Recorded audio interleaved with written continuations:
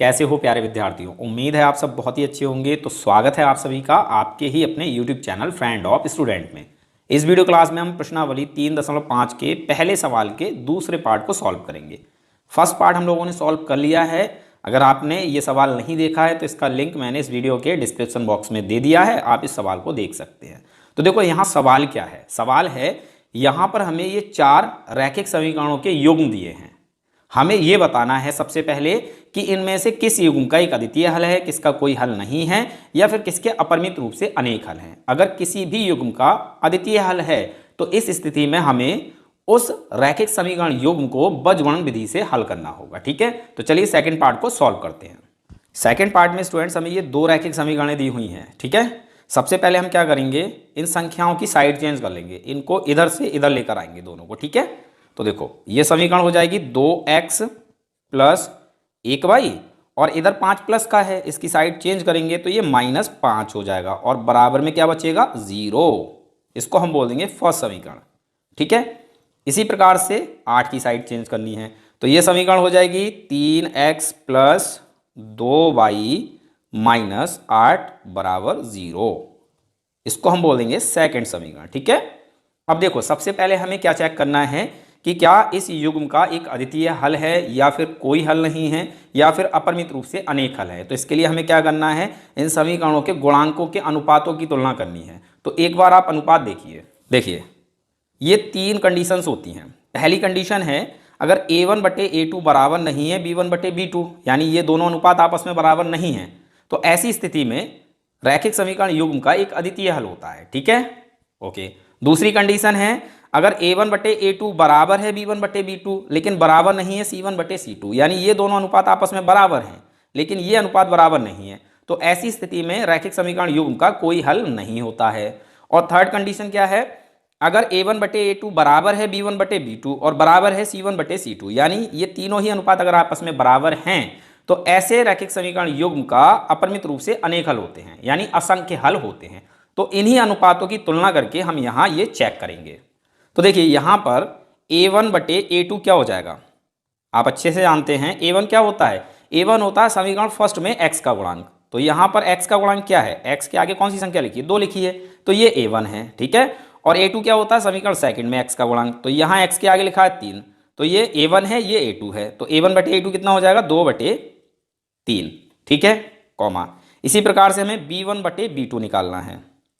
b1 और b2 क्या होता है, b1 समीकरण फर्स्ट में y का गुणांक होता है और b2 समीकरण सेकंड में y का गुणांक होता है। तो देखो यहाँ पर y का गुणांक क्या है, y के आगे यहाँ कोई भी संख्या नहीं लिखी है, जहाँ कुछ नहीं होता है वहाँ होता है गुणांक 1, तो यहाँ y का गुणांक है 1 और यहाँ y का गुणांक है 2, तो ये b1 है और ये b2 है। ठीक है, तो हमें यहाँ मिलेगा 1/2।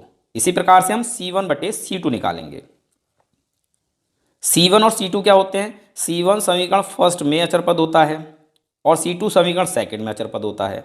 अचर पद होता क्या है, देखो समीकरण फर्स्ट में यहाँ x है यहाँ y है, लेकिन -5 अकेला है, ना इसके साथ x है ना y है, तो इसी को हम कहते हैं अचर पद। जिसके साथ कोई चर ना दिखे वही क्या होता है, अचर पद होता है। तो -5 c1 है, -8 c2 है, तो यहाँ हमें मिलेगा -5/-8, माइनस से माइनस हो जाएगा कैंसिल, तो बचेगा 5/8। अब हमें क्या करना है, हमने यहाँ अनुपात निकाल लिए, अब इनकी हमें तुलना करनी है। तो चलिए तुलना कर लेते हैं। तो देखो a1/a2 कितना है 2/3। ठीक है, और b1/b2 कितना है 1/2।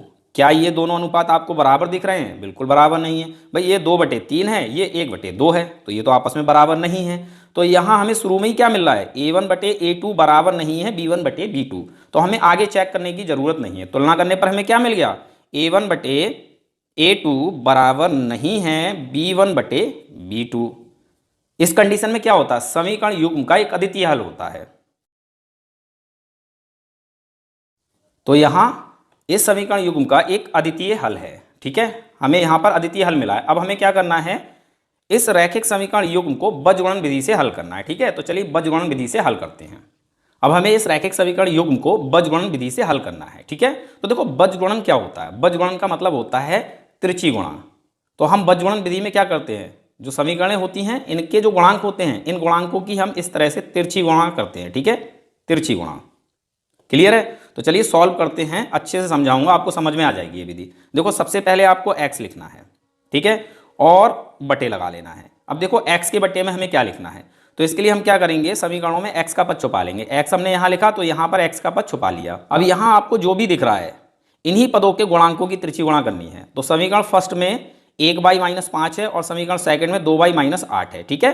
तो हमें क्या करना है, इनके गुणांकों की त्रिची गुणा करनी है इस तरह से। यहाँ पर हम इन दोनों की गुणा करेंगे, ठीक है। यहाँ y का गुणांक कितना है, 1 है, 1 की -8 से गुणा करेंगे, ये त्रिची गुणा हो जाती है, और 2 की -5 से गुणा करेंगे, ठीक है। क्लियर है। तो सबसे पहले गुणा हमें किसकी करनी है, ये क्रम आपको याद रखना है। तो देखो समीकरण फर्स्ट में अगर हम इधर से इधर चलेंगे तो सबसे पहले क्या पड़ रहा है, y का पद, तो हमें सबसे पहले इन दोनों की गुणा करनी है, ठीक है। 1 की -8 से गुणा करेंगे तो हमें क्या मिलेगा, 1 8 8 होता है, माइनस है तो माइनस आ जाएगा, यानी हमें मिलेगा -8, ठीक। अब हम अपनी तरफ से माइनस लगाएंगे। अब इन दोनों की गुणा करेंगे, 2 की और -5 की, तो ये कितना हो जाएगा, 2 पंजे 10, माइनस है तो माइनस आ जाएगा, यानी ये हो जाएगा -10। यहाँ पहले से माइनस है तो -10 को आप ब्रैकेट में लिखें, ठीक है। यहाँ तक समझ में आ गया, ठीक है। अब यहाँ बराबर लगाइए और यहाँ लिखिए y, और इसके भी बटे में आपको कुछ लिखना है। क्या लिखना है, गुणांकों की त्रिची गुणा लिखनी है। अब y के बटे में हम क्या लिखेंगे, तो इसके लिए हमें y का पद छुपा लेना है, ठीक है। हमने यहाँ y का पद छुपा लिया। अब जो भी आपको दिख रहा है इन्हीं की आपको त्रिची गुणा करनी है, ठीक है। तो क्या दिख रहा है, 2x - 5 और 3x - 8, ठीक है। अब मैं यहाँ से फिंगर हटाता हूँ, आप मान लो कि यहाँ पर y का पद नहीं है, ठीक है। अब देखो हमें क्या करना है, त्रिची गुणा करनी है, तो हम इन दोनों की गुणा करेंगे, 3 की और -5 की, त्रिची गुणा हो जाएगी ये, और 2 की -8 से गुणा करेंगे, ठीक है। सबसे पहले हमें किसकी गुणा करनी है, तो देखो यहाँ पर हमने ऐसे करके y का पद छुपाया, तो यहाँ आपको सबसे पहले क्या दिखा, -5 दिखा, तो आपको इन दोनों की सबसे पहले गुणा करनी है, ठीक है।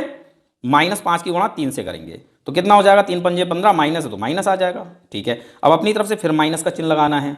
अब आपको इन दोनों की गुणा कर लेनी है, 2 की और -8 की, तो कितना हो जाएगा, 2 गुणा -8, -16 हो जाएगा। तो इसे आप ब्रैकेट में लिखेंगे, क्योंकि यहाँ पर भी माइनस है पहले से और यहाँ पर भी माइनस है, तो इसको हमें ब्रैकेट में लिखना होगा, ठीक है। अब फिर बराबर लगाएंगे और यहाँ लिखेंगे 1, और इसके नीचे भी बटे लगा लेंगे, ठीक है। अब 1 के बटे में हमें क्या लिखना है, तो इसके लिए हमें अचर पदों को छुपा लेना है, यानी -5 और -8 को छुपा लेना है, ठीक है। हमने यहाँ इन दोनों पदों को छुपा लिया। अब जो भी आपको दिख रहा है इन्हीं के गुणांकों की त्रिची गुणा करनी है। तो आपको क्या दिख रहा है, 2x, मैं फिंगर हटाता हूँ, ठीक है, 2x + 1y और 3x + 2y। अब इधर से इधर चलें तो सबसे पहले क्या पड़ेगा, 2x पड़ेगा, तो हमें क्या करना है, सबसे पहले इन दोनों की त्रिची गुणा करनी है, 2 की 2 से, फिर हमें इन दोनों की त्रिची गुणा करनी है 3 की 1 से, ठीक है। क्रम आपको याद रखना है, पहले हमें इन दोनों की गुणा करनी है, तो 2 दूनी कितना हो जाएगा, 4, माइनस अपनी तरफ से लगाएंगे। अब 3 की गुणा 1 से करेंगे तो 3 1 कम 3, ठीक है। सारी चीज़ें समझ में आ गई।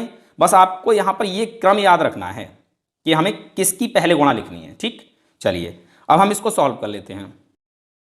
तो x के बटे में -8 जो का त्यों आ जाएगा, यहाँ से ब्रैकेट आएंगे, माइनस की माइनस से गुणा होगी, प्लस हो जाएगा, फिर हमारा 10 आ जाएगा, बराबर y के बटे में -15 ज्यों का त्यों आ जाएगा, ब्रैकेट हटाएंगे, माइनस गुणा माइनस प्लस हो जाएगा, 16 आ जाएगा, बराबर 1 के बटे में 4 में से 3 को हटाएंगे, 1 बचेगा। एक स्टेप और है और आंसर आपको मिल जाएगा। तो x के बटे में क्या रहेगा, 8 माइनस का है, 10 प्लस का है। अलग अलग चिन्ह है, जब संख्याओं के चिन्ह अलग अलग होते हैं तो हम संख्याओं को आपस में घटा लेते हैं। 10 में से 8 को घटाएंगे, 2 बचेगा, बराबर y के बटे में क्या रहेगा, 15 माइनस का है, 16 प्लस का है, ये भी आपस में घट जाएंगे, 16 में से 15 को घटाएंगे, प्लस 1 बचेगा, बराबर 1/1, ठीक है। अब देखिए तीनों ही बराबर हैं, x बटे 2 बराबर y बटे 1 बराबर 1/1, तो हमें क्या करना है, x बटे 2 बराबर 1/1 लेना है, x बटे 2 बराबर 1/1, और इसी प्रकार से हमें y बटे 1 बराबर 1/1 लेना है, ठीक है। अब देखो इस तरह से गुणा करो, x की 1 से गुणा करेंगे तो क्या मिलेगा, x बराबर लगा लेंगे, 2 की 1 से गुणा करेंगे तो क्या मिलेगा, 2, तो यहाँ हमें x बराबर कितना मिल जाता है, 2। इसी प्रकार से यहाँ कीजिए, y की 1 से गुणा कीजिए, y बराबर 1 की 1 से गुणा कीजिए, 1, तो यहाँ हमें y बराबर कितना मिल गया, 1 मिल गया। यही समीकरण युग्म का हल हो जाता है। तो इस तरह से हम रैखिक समीकरण युग्म का हल बीजगणन विधि से ज्ञात करते हैं। तो यहाँ आंसर हो जाता है कंप्लीट। और मुझे उम्मीद है सवाल आपको समझ में आ गया होगा। मिलते हैं अपने अगले वीडियो क्लास में।